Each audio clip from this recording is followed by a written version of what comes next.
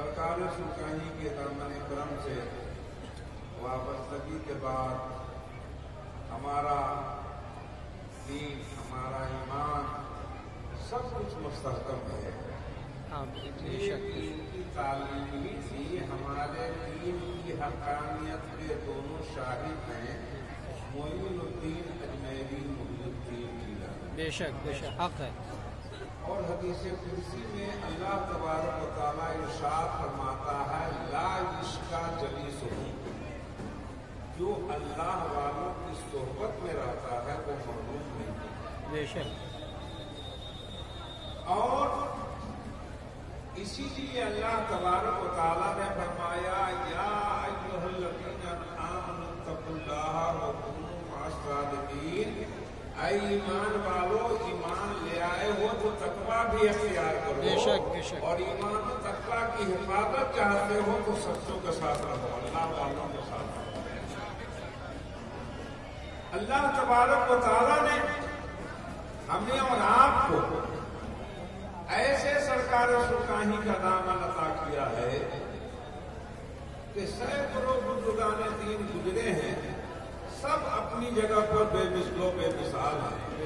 लेकिन हमारे सरकार सुल्तानी ऐसे हैं जिस पर न किसी मुफ्ती का फतवा उठा, कलम उठा, न किसी आलिम ने कुछ बोला, न अपनों ने बोला, न बेगानों ने बोला, और जिसने देखा वो इसके विस्तार हो गए कि अल हक को यालू बला जुला, हक वो होता है जो खुद बुलंद हो जाता है, सुभान अल्लाह, उसको बुलंद करने की जरूरत नहीं। बेशक बेशक हक है।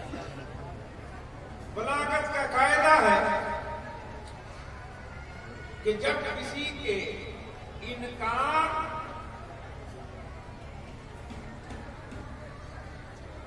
का एहतमाल होता है, जब कोई किसी बात को हल्का समझने लगे, ऐसा इम्कान होता है, तो उसके लिए अला हरफ तब्दील बेशक बेशक हक है। और इन्ना हरफ मुशब्बा की जेल जो तहकीक का माना पैदा करता है, बेशक बेशक, वो बयान किया जाता है। चूंकि ये जुमला इस्मिया है, अल्लाह तबारक व तआला ने अला का जिक्र किया, इन्ना का जिक्र किया। अला इन्ना औलिया अल्लाह, खबरदार सुन लो,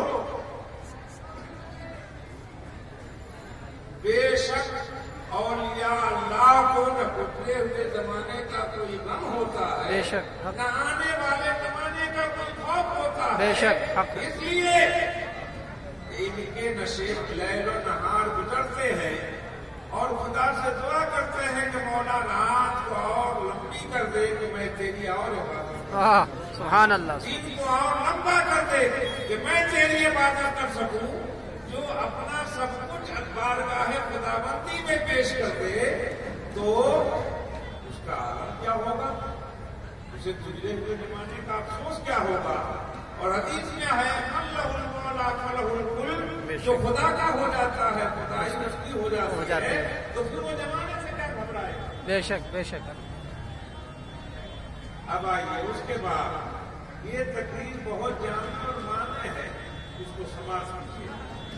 अल्लाह फरमाता है, अल्लज़ीना आमनू व कानू यत्तकून, कहीं ऐसा न हो कि मेरे दोस्तों के बारे में लोग उलझने लगे कि ये मेरा दोस्त है कि नहीं है।